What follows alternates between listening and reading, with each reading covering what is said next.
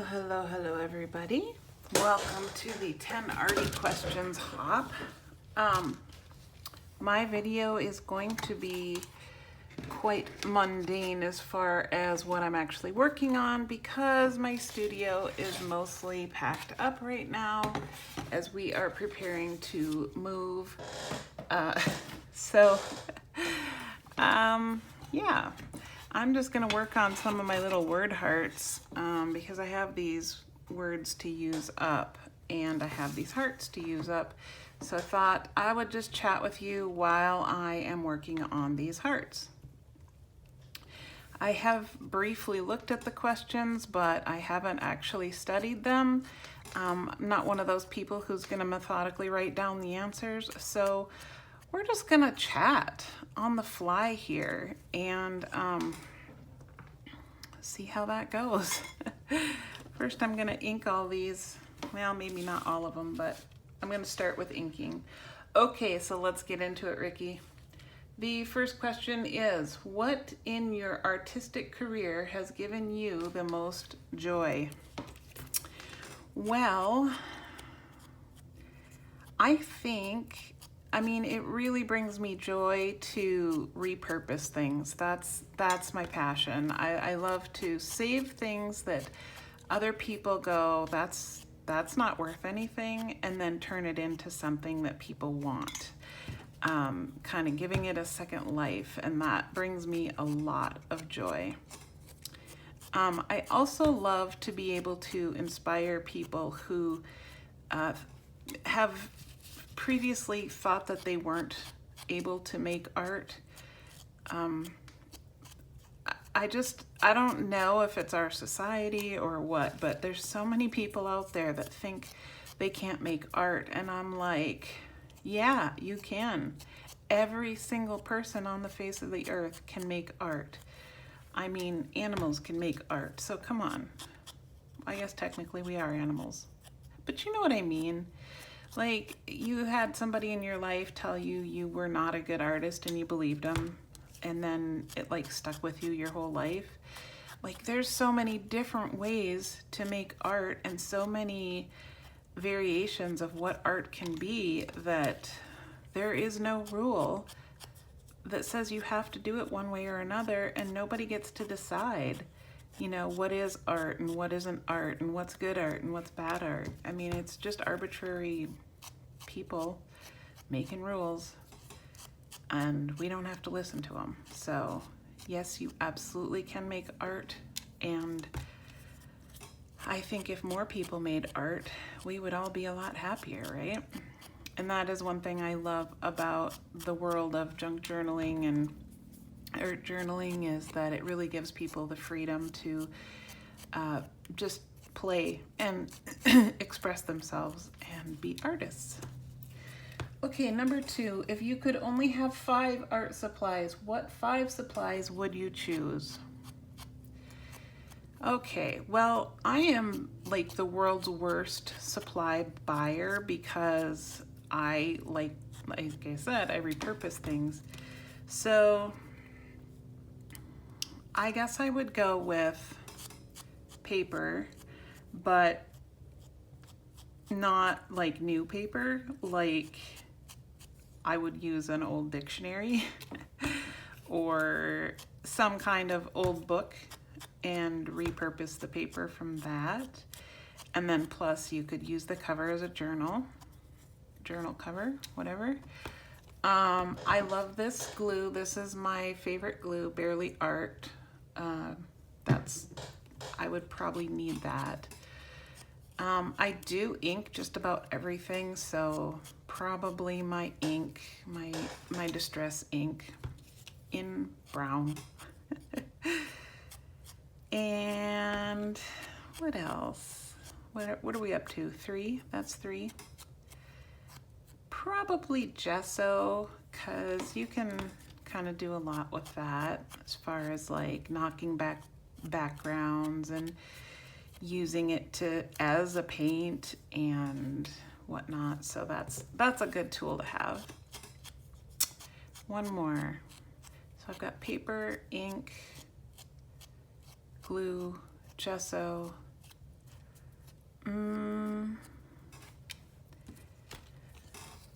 Probably something to write with. Paint or Sharpie or anything to write with. Because I love incorporating words into my art, so I think words are really powerful. That would have to be my choice. Number 3, what is your go-to color palette, combination, or family of colors? Oh, this is hard for me. So I really waffle between the neutrals, which I absolutely love, and then like the whole box of crayons, right? But like for, I don't know, like if you're decorating a vintage kitchen, I love that 1950s color palette, you know, the yellows and turquoise and I don't know, pinks. Like I can see it in my mind, but this is probably where people would say, oh, you're not a real artist because you don't know that kind of stuff. But I look at stuff that I like and I go, yeah, that pleases my eye. But I don't know that I can really pick just one color palette to, I do use teal and aqua in my work a lot, but I definitely have found lately that I am more drawn to neutrals. Even in decorating, I'm starting to like the whites and the off-whites more, the kind of clean look, and then maybe just have like a pop of color here or there. So yeah, I think that's something that really does change and evolve for me. So and it's interesting because I look back at some of my old work and I go, yeah, I would not have chose those colors again. So I don't dislike them. That's not what I reach for now. So that's kind of interesting. Number 4, how do you feel about digital kits, freebies, or otherwise? Do you use them? I think this is a really interesting question. Typically, I have not used digitals, but my feelings on them are changing, and I'll tell you why. I have taken a pretty strong stance against companies like Temu, Shein, Wish, AliExpress. They are absolutely thieves. They are stealing blatant copyrighted designs from artists and selling them as their own, and it ticks me off. And also there's a good chance they're using forced labor.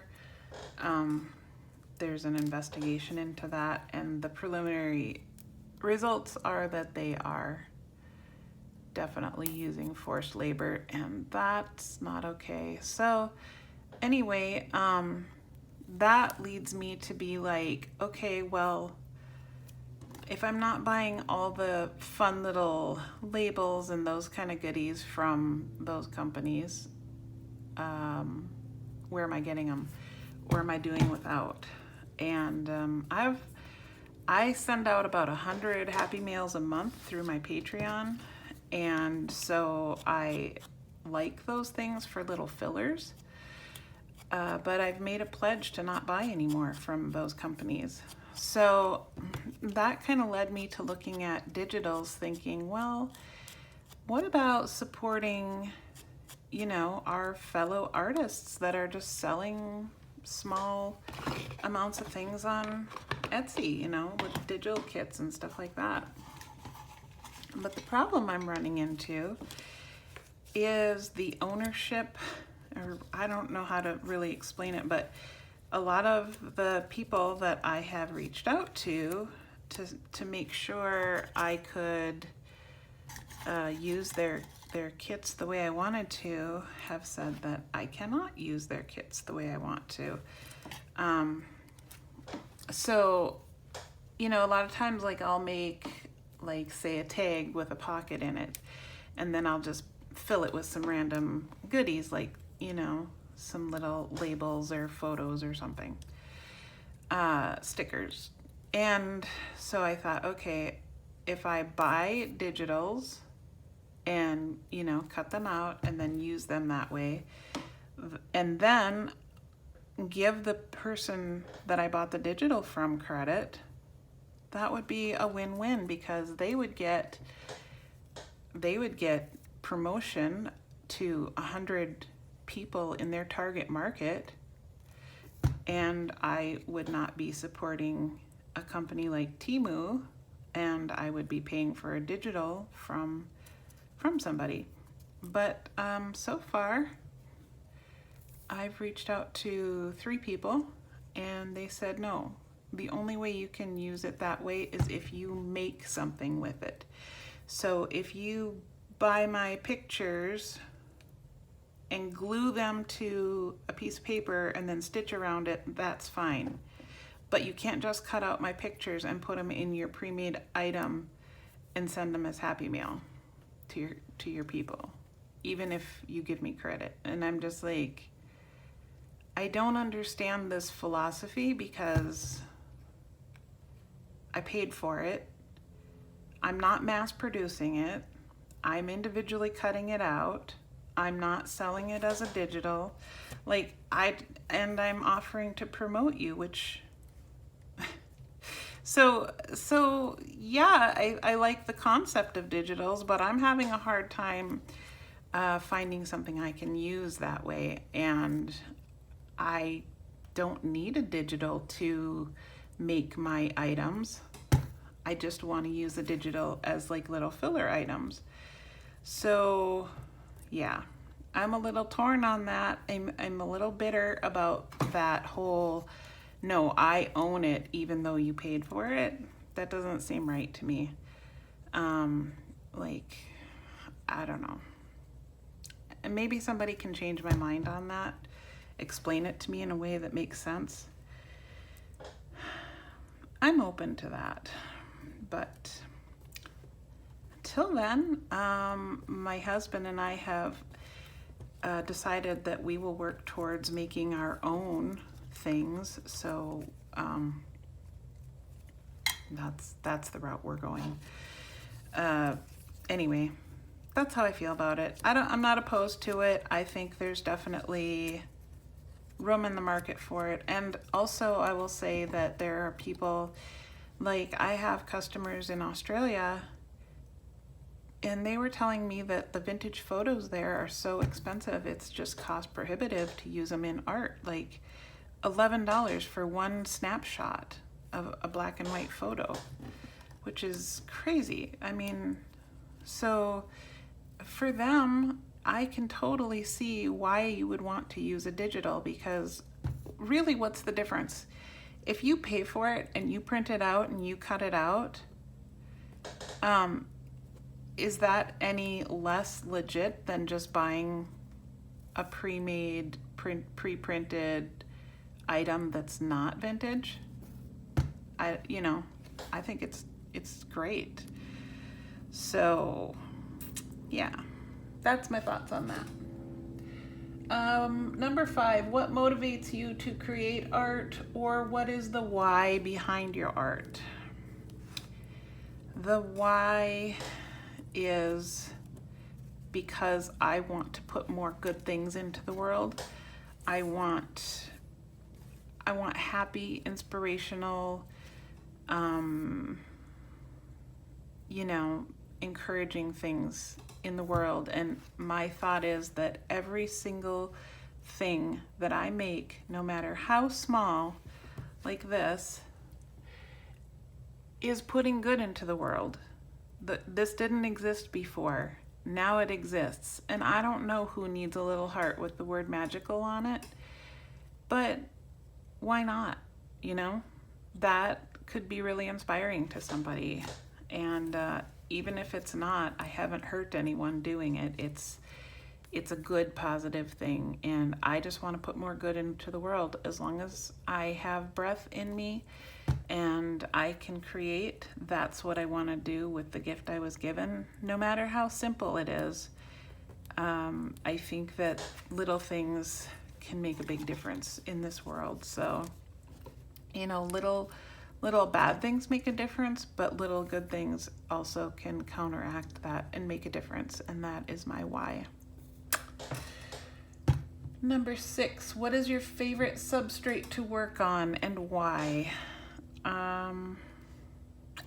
Paper, I guess, is my substrate of choice. I have painted on canvas, but I come back to paper and creating with paper. I think because I love the aspect of reuse. You know, these hearts are made from old manila file folders that were given to me that somebody was getting rid of in an office setting, and I glued other vintage papers to it, and now we're making these little embellishments. So that, I guess, is my substrate, is paper, preferably used and repurposed. When you work in layers, which one is your favorite?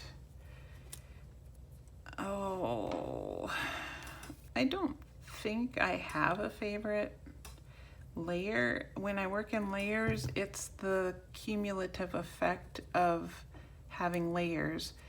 So yeah, I don't have a favorite. It's the final product having layers that's my favorite. Yeah.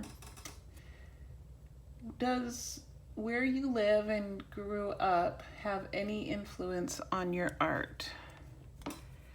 I don't think so, because I've lived in a lot of different places, and